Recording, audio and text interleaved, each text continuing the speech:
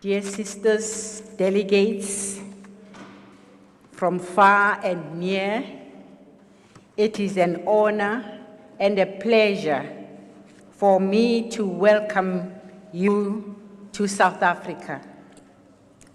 There can be no country in the world more appropriate than South Africa to host the World Conference Against Racism. For the history of our country has been a history of racism, racial discrimination, and intolerance. May I applaud you for your participation in this historic event.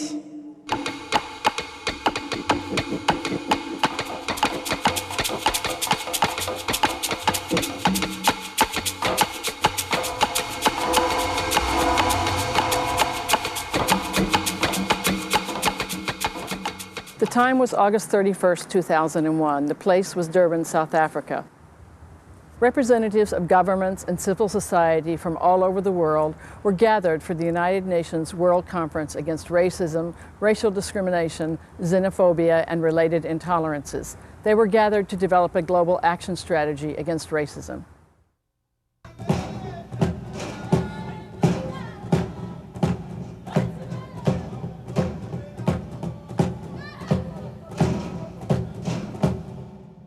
On this day, there was a special gathering with women from countries on every continent there to help ensure that women's voices would be heard in this conference.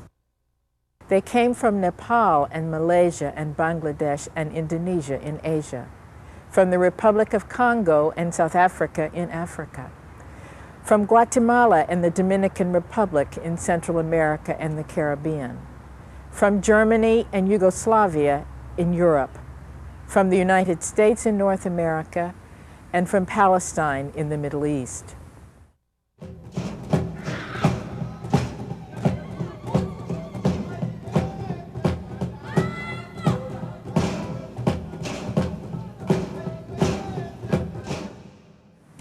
They came because they were immigrant women, Dalit women, refugee women, Roma women, indigenous women, racial and ethnic minority women, and poor women. They came to participate in a hearing to tell stories, their own and those of millions of other women. They came to give voice and visibility to women's lives that reflect the reality of intersecting discrimination based upon gender, race, ethnicity, class, caste, and other identities.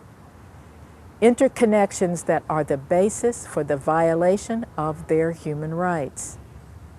Their purpose was to name the violations and to expose the violators, persons, institutions, and policies.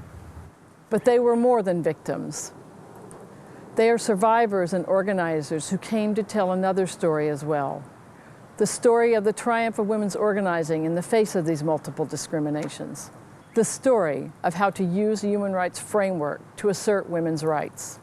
It is a story of struggle and the celebration of women in all their diversity.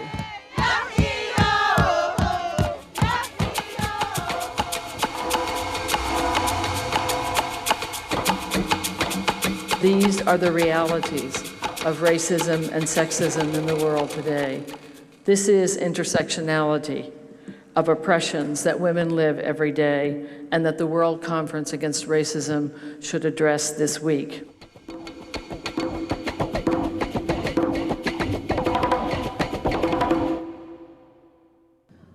Article 27 of the Geneva Convention states women shall be especially protected against rape and forced prostitution or any form of indecent assault. I'm the one you talk about when you talk about refugee rights. We have now been refugees longer than any other people on earth, more than 5 million of us throughout the world. My country does not produce any arms. We are poor, very poor.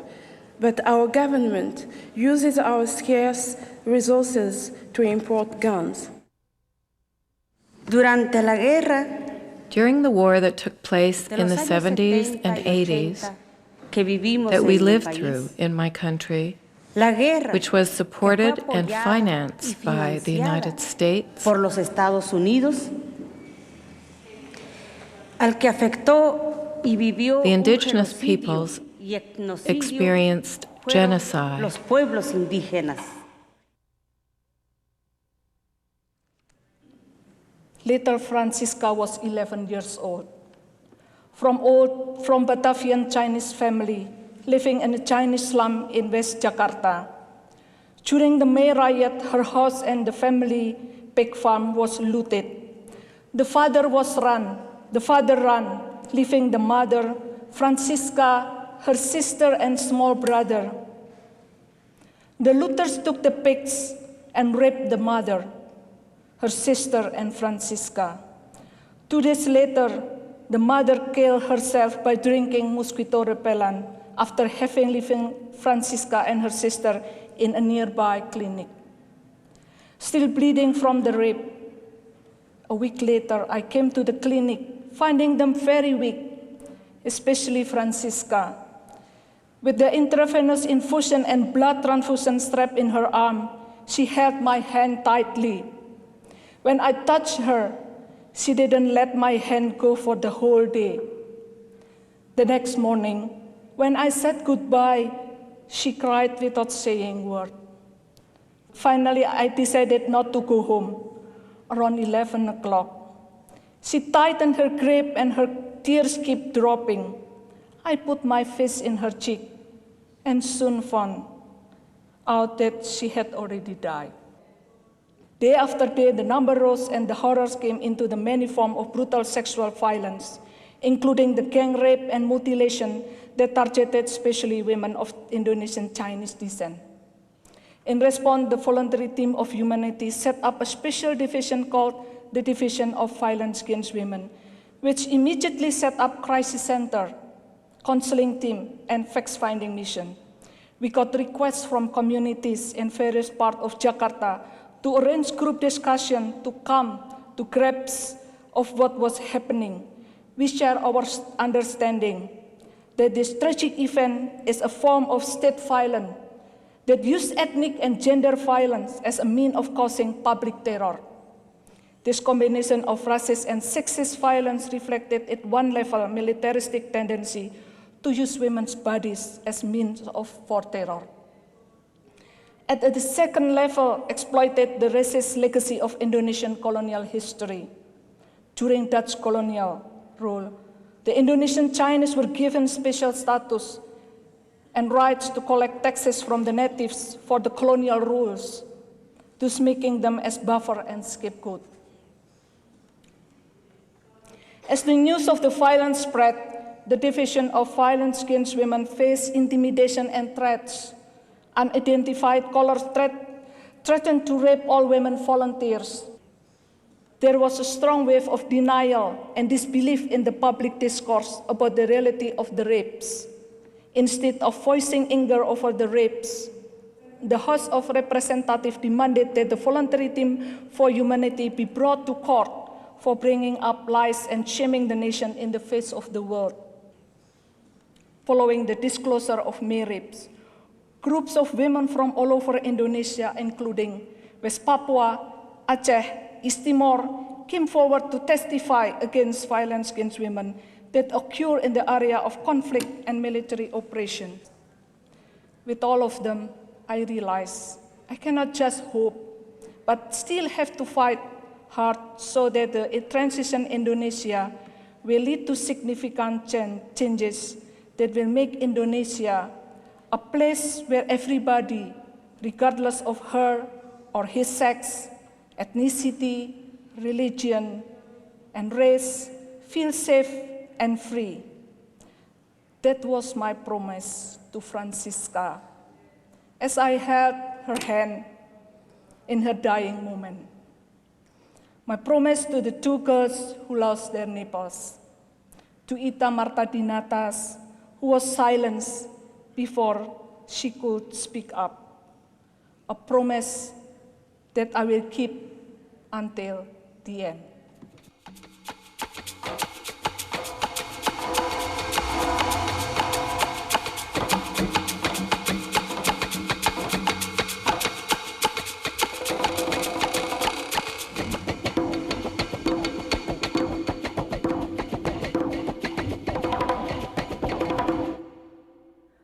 Article 3 of the Declaration of the Elimination of Violence Against Women reads, "Women are entitled to the equal enjoyment and protection of all human rights and fundamental freedoms in the political, economic, social, cultural, civil, or any other field. These rights include the right to liberty and security of person. Bodily integrity means the right to dignity and respect in one's physical body, and to be free from abuses and assaults, subtle and overt, including unwanted sexual exploitation of all forms." AIDS is still seen as a black woman's disease, and I mean it. When I say black, I don't mean this time colored or Indian. I just mean black women's disease. I am Indira Ghale, 32 years old Dalit woman from the eastern part of Nepal. It is one of the rarest occasions for a person like me to be present in a great place where people with tender hearts and loving attitudes towards the people of the world have gathered here. As I am very fortunate from among the millions of Dalit women in Nepal who live in poverty, despair, and undignified life. In United States prison, sexual abuse against women inmates is so widespread that the violation has become an involuntary part of their sentence. I don't want someone to scream at me. I am ashamed. I will remember that for the rest of my life.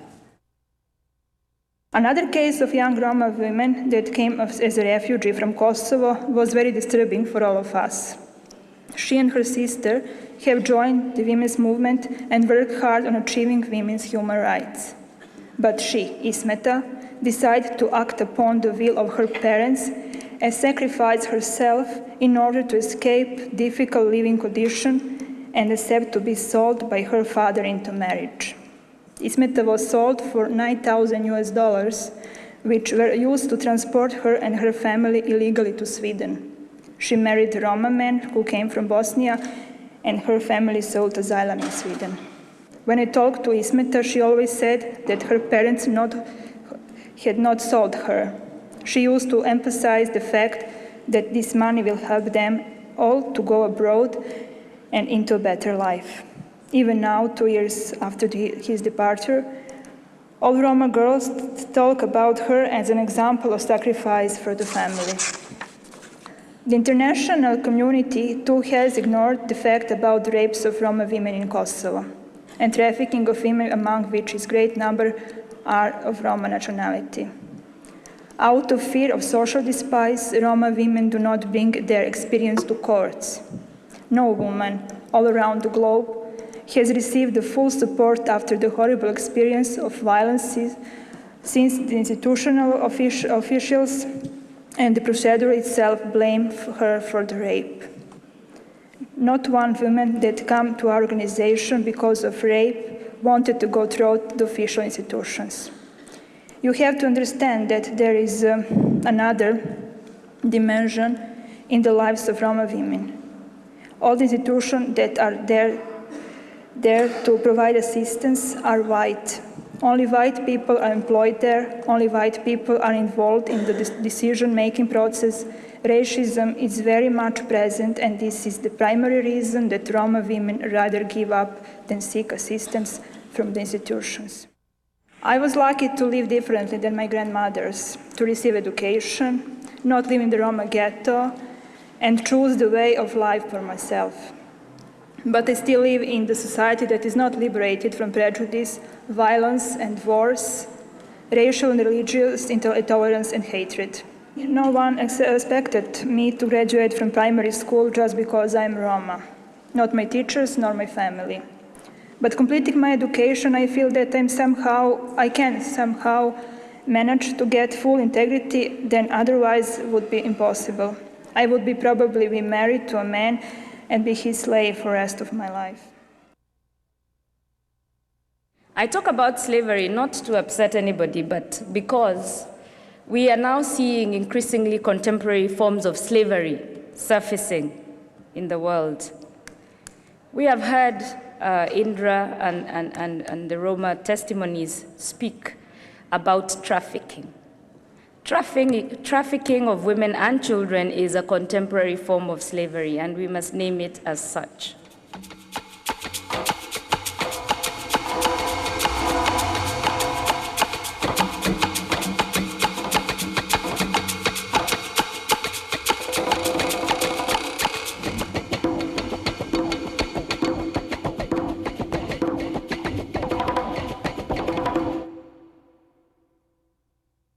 Articles 19 and 16 of the International Convention on the Protection of the Rights of All Migrant Workers and Their Families read that the right to the life of migrant workers and members of their families shall be protected by the law, and that migrant workers and members of their families shall be entitled to effective protection by the state against violence, physical injury, threats, and intimidation, whether by public officials or by private individuals, groups, or institutions. My name is Diobinti Sharif. I am 41 years old, married with 3 children. Because of the economic hardship I was facing in Indonesia, I decided to go to Malaysia to earn a living. Migrant women in Malaysia are viewed as culturally inferior, wanton women out to seduce husbands, and are less than human. US government giving a visa is not easy. Everyone in the world, I would say, they should think about it, that US government is that not sympathize with you. You have to sympathize with you and change yourself. I joined a group of Iranian women, and we founded the Iranian Women Association in Cologne. In 1993, I joined a new organization named Association Against International Sexual and Racial Exploitation. We refuse to see different forms of oppression in a hierarchical order. Classism, racism, and sexism build all a circle of oppression, which is to be interrupted and to be combated. Cuando cumplí 9 años, inicié mis estudios. When I turned 9 years old, I started formal schooling. I was one of 15 students who walked 14 kilometers every day to the nearest school. Fue en la escuela donde choqué con el racismo más fuerte. It was in school that I first felt shocked by extreme racism. Mi profesor fue My first hard experience was when my history teacher took us out of the classroom on February 27th, the national holiday, because Haitians should not be present for the Dominican national holiday.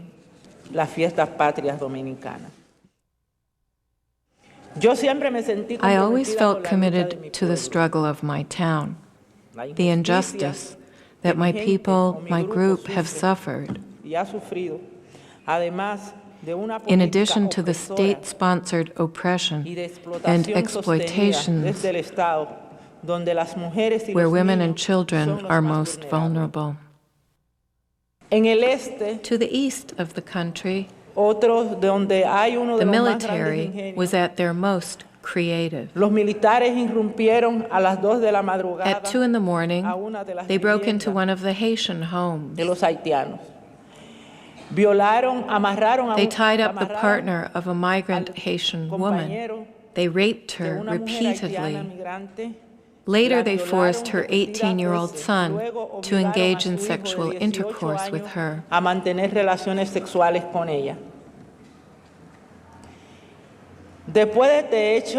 After this incident, the husband did not offer his support. He said he could not continue living with a woman who had had sexual intercourse with her son. The woman went crazy. This woman was a member of my organization. In my country, it is said that you should not hospitalize Haitians with Dominicans. They should be hospitalized in separate quarters. You should not supply medical help to Haitian women in labor. The doctor who does would be fined 10,000 to 25,000 pesos.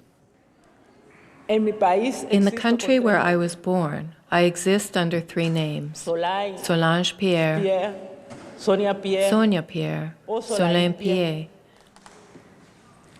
But only one identity. My struggle has been for the recognition of this identity, the Dominican Haitian identity. My challenge is the integration and the respect for each one of my names.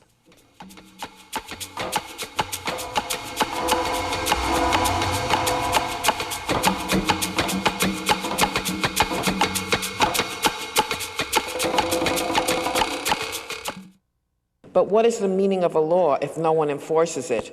What is the meaning of justice if it is only words on a page? I fear that there is no justice for what has happened to me. I ask you, should I give up?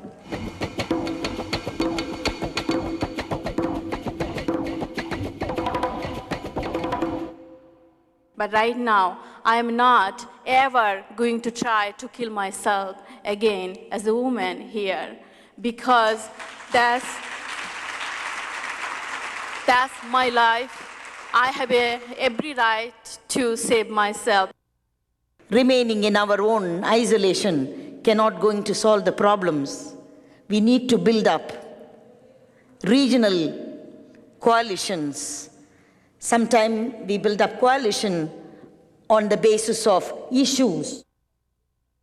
I'm just hoping that all Congolese women will come together in a national dialogue to seek ways to overcome discrimination based on gender and ethnicity.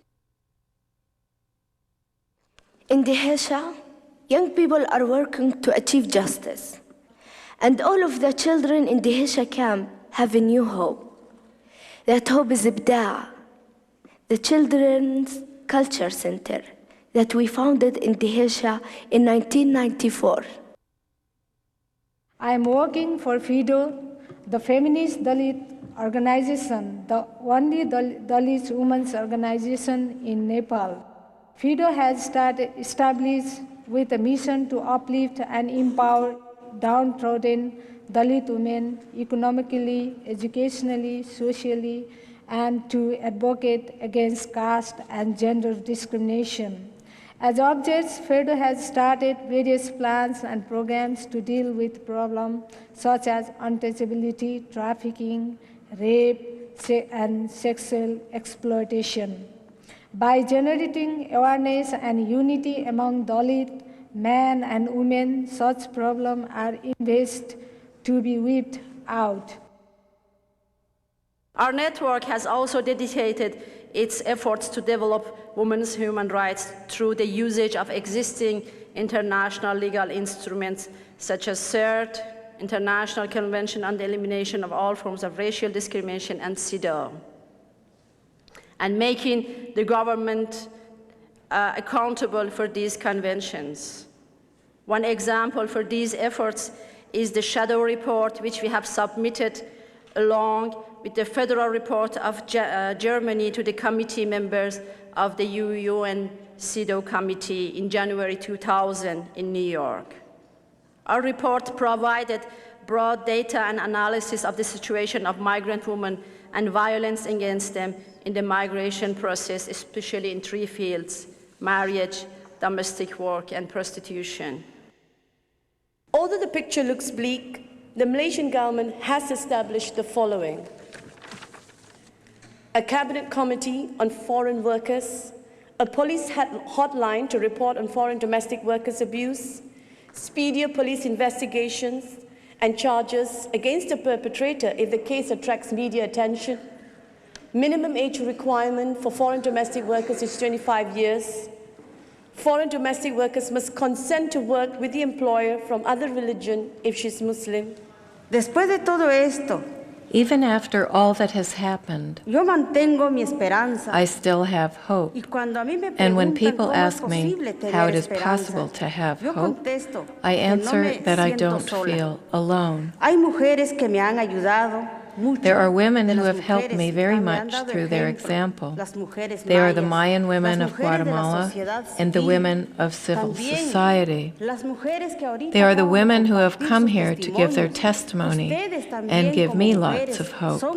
But they are also you. They are the South African women who have given us an example of struggle and of hope. They are the Palestinian women, Haitian women from Haiti, the women of Nicaragua and of Vietnam. They are the indigenous women like the Samis, the Kunas, the Mesquitas, and all the women of Asia, the Americas, of Europe, and of Africa. They inspire me and fill me with hope to be able to struggle together until we can achieve a future with dignity and humanity, with real diversities and with all of our rights. We assure by our struggle that our daughters and sons and our grandsons and granddaughters have a future. And because of this, I say, women united will never be defeated. Mujeres unidas jamás seremos vencidas. The World Conference Against Racism resolved that racism, racial discrimination, xenophobia, and related intolerance reveal themselves in a differentiated manner for women and girls, and can be among the factors leading to a deterioration in their living conditions, poverty, violence, multiple forms of discrimination, and the limitation or denial of their human rights. We recognize the need to integrate a gender perspective into relevant policies, strategies, and programs of action against racism, racial discrimination, xenophobia, and related intolerance in order to address multiple forms of racism. Making these words reality in women's lives is the task ahead.